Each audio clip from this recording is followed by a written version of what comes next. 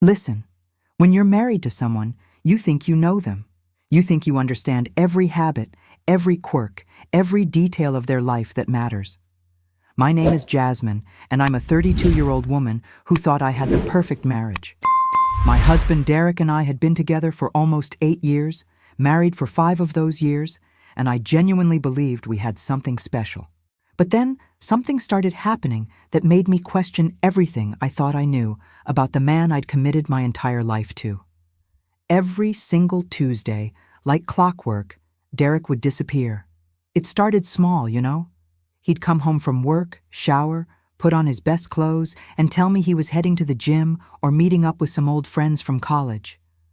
At first, I didn't think much of it. I trusted him completely. But then one Tuesday, I called the gym, and they told me no one had checked in that evening. That's when the seed of doubt was planted in my mind, and honestly, it grew like a weed after that. I started paying attention to the details, the little things that didn't add up. He'd always come back around 11 at night, and his clothes would smell like cologne and something else I couldn't quite place. He'd shower again before bed, and when I'd ask him about his day, he'd give me vague answers like good or same old stuff, which wasn't like him at all. Derek was usually an open book, someone who would tell me about his day in elaborate detail, cracking jokes and making me laugh. But on Tuesday evenings, he was different.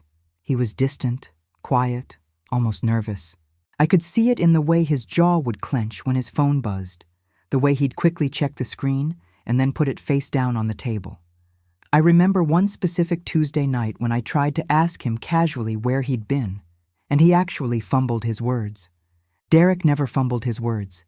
He was confident, smooth, articulate. But that night, he stuttered through some excuse about traffic and how the gym was extra crowded. I felt my stomach drop because I knew he was lying to me. So here's where my story takes a turn that I'm not exactly proud of, but I need you to understand where I was coming from. After weeks of this behavior, weeks of noticing the inconsistencies and the lies, I made a decision that would change everything. I decided I was going to follow him. Now, I know what you might be thinking. Following your husband is a breach of trust, right? It's a violation of privacy. But my intuition was screaming at me that something was seriously wrong, and I needed to know the truth. I couldn't spend another night lying next to him, wondering what he was hiding from me.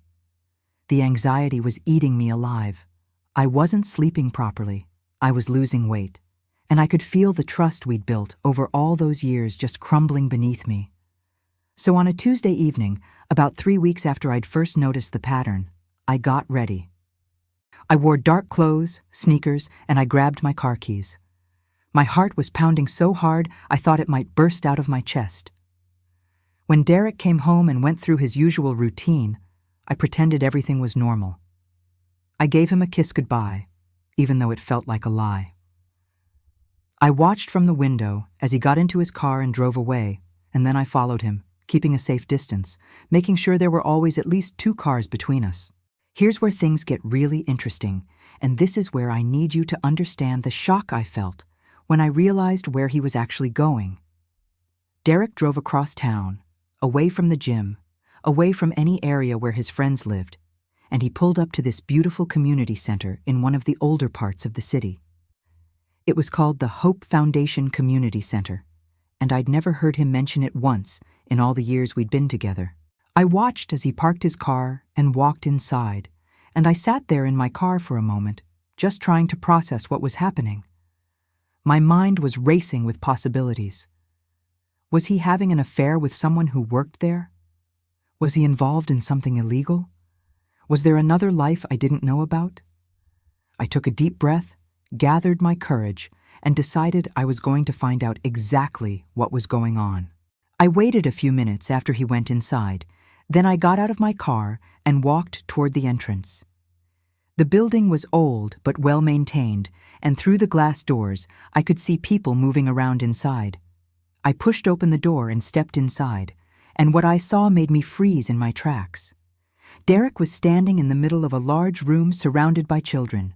Not just any children, but kids ranging from about 5 to 15 years old, all of them black, all of them looking at my husband like he was some kind of superhero. He was holding a basketball, and he was laughing, genuinely laughing, in a way I hadn't heard in months.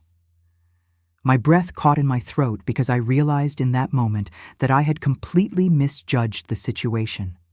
This wasn't about an affair or anything nefarious. This was something entirely different. I watched as Derek led the children through a series of basketball drills, and then he called for a break. The kids crowded around him, asking him questions, telling him about their weeks, seeking his attention and his approval. He gave each one of them his full focus, asking them detailed questions about their lives, remembering specific things they'd told him before, celebrating their small victories. I saw tears streaming down my face because I realized what was happening. My husband had been volunteering as a mentor and basketball coach for underprivileged children every single Tuesday night. And he hadn't told me because, well, when I thought about it, I realized I'd never really asked. We'd fallen into this pattern where I'd assume where he was going, and he'd let me assume because he didn't want to make a big deal out of it. But more than that, I think he was trying to protect something precious to him. When he finally saw me standing there in the doorway, his expression changed completely. He looked shocked, then worried, then something like resignation crossed his face. He said something to one of the older boys who was helping him supervise, and then he walked over to me. "Jasmine," he said, and I could hear the emotion in his voice. "I can explain." And he did explain. He told me that about 2 years ago, he'd been struggling with some things in his life. He'd been feeling lost, like he wasn't making a real difference in the world, like he was just going through the motions of his job and our life without really contributing anything meaningful. He'd started volunteering at the community center almost on a whim, just wanting to do something good, something that mattered. But then he'd met these kids, and everything changed. He'd become invested in their lives, in their futures, in their potential. He told me about Marcus, a 14-year-old who was being raised by his grandmother because both his parents were incarcerated. He told me about little Zara, a 6-year-old girl who was so shy when she first started coming to the program that she wouldn't even make eye contact with adults, but now she was blossoming into this confident, happy child. He told me about James, a 16-year-old who had been on the verge of dropping out of school but was now maintaining a B average and talking about applying to college. These kids mattered to him.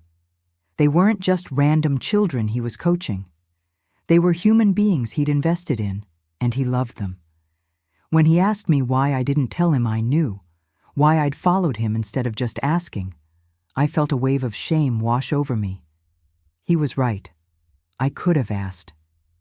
I could have communicated with him instead of sneaking around like some kind of investigator. I could have had a conversation with my husband about what was going on in his life, but instead, I'd let my insecurities and my assumptions drive my behavior. And here's the thing that really got me, that really made me understand what I'd done. Derek hadn't told me about his volunteering because he thought I wouldn't care, or worse, that I'd think he was wasting time on something that wasn't directly benefiting us.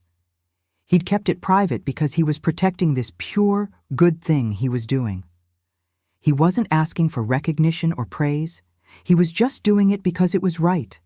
He was making a real difference in these children's lives, and he didn't need my validation or my involvement. But when I told him that I wanted to be part of it, that I wanted to know these children and support what he was doing, something shifted. That next Tuesday, I went back to the community center with Derek. I met the children properly. I met their grandmother, who ran the program, an incredible woman named Sister Margaret, who had been pouring her heart and soul into this work for the last 15 years. I met the other volunteers, including a woman named Dr.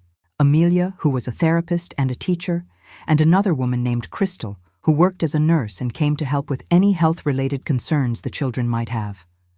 I learned about the program's mission, about how they were trying to provide these children with not just athletic training, but mentorship, academic support, and a safe space to be themselves. I learned about the lack of funding, about how Sister Margaret was constantly struggling to keep the lights on and make sure the children had what they needed, and I made a decision that changed the trajectory of our lives. I started helping too.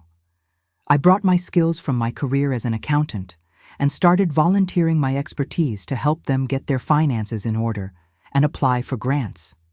I used my network in the business community to fundraise for the program. I started a social media campaign to raise awareness about their work, and slowly our marriage transformed. Instead of Derek disappearing every Tuesday, we were now both going to the community center together. We were building something together, not just maintaining the life we'd already created. We were making a real difference. It's been 6 months since that night I followed Derek, and I can honestly say that our relationship is stronger than it's ever been. We talk more. We dream together. We have shared purpose and passion. We've also inspired other members of my family and Derek's family to get involved. My sister Nicole, who's also a successful woman in her career, now comes with us and helps with mentoring. Derek's best friend Thomas comes every other Tuesday. We've brought in additional volunteers, we've increased the program's impact, and we've created something beautiful and meaningful. But here's what I've learned from this experience that I want to share with you. And this is why I'm telling you this story today. So many of us are so focused on what we think we know about the people we love, that we forget to actually listen to them, to really see them, to pay attention to what they're passionate about and what matters to them. Derek wasn't disappearing because he was doing something wrong. He was disappearing because he was doing something right, something important, something that fed his soul. And I almost missed that completely because I let my insecurity and my assumptions dictate my actions. I want you to think about the people in your life right now. Think about your partner, your family members, your friends. Are there parts of their lives that you don't fully understand? Are there things they're passionate about that you've maybe dismissed or not taken seriously? Are you actually communicating with them? Or are you making assumptions and letting those assumptions create distance between you? Trust is not just about fidelity or honesty in the traditional sense. Trust is about believing that the people you love have good intentions, even when you don't fully understand their actions. Trust is about having open conversations instead of sneaking around and investigating. Trust is about supporting the people we love in their passions and their purpose, even if it's not something we would have chosen for ourselves. That night, I followed Derek changed my life, but not in the way I expected. I thought I was going to uncover some terrible secret, some betrayal that would shatter my marriage. Instead, I discovered that my husband was even more of a good man than I'd realized.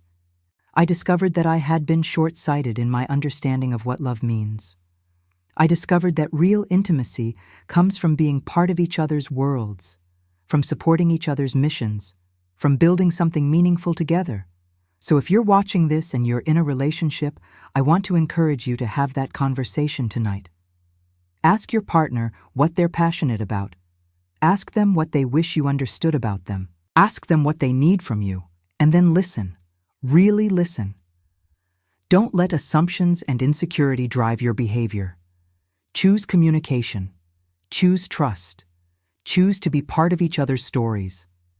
And if you're watching this, and you're single, I want you to know that when you find that person, that partner who's willing to invest in their community, who's willing to make a difference in other people's lives, who's driven by purpose beyond just their own comfort, hold on to that person.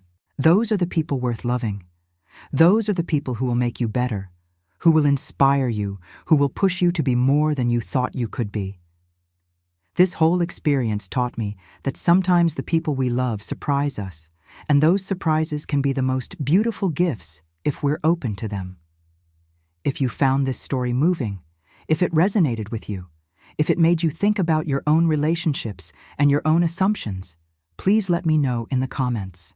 I want to hear your stories. I want to know what you've learned about the people you love. Have you ever made assumptions that turned out to be completely wrong? Have you ever discovered something about your partner that changed how you saw them? Tell me in the comments, and don't forget to like this video and subscribe to the channel because I'm sharing more stories about real relationships, real people, and real transformations. These are the kinds of stories that matter, the kinds of stories that remind us what it means to truly love and be loved. Subscribe now and hit that notification bell so you never miss an upload. Thank you so much for being here and for sharing in my journey.